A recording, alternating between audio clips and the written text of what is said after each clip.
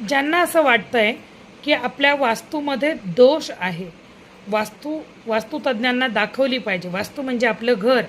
आपल्या घरामध्ये दोष आहेत, दिशा बिघडलेल्या आहेत, घर विदिशा आहे. विदिशा म्हणजे कोणतीच गोष्ट प्रॉपर त्या जागेवर नाही आहे, घरामध्ये काहीतरी दोष आहे, निगेटिव्हिटी आहे. कुठल्या तरी वास्तुतज्ञाला आपलं घर दाखवलं पाहिजे.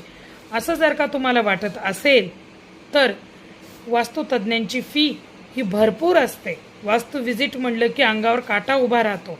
अशांसाठी एक अपॉर्च्युनिटी आहे, ती म्हणजे अशी, तुमच्या घराचा व्यवस्थित मॅप बनवावा.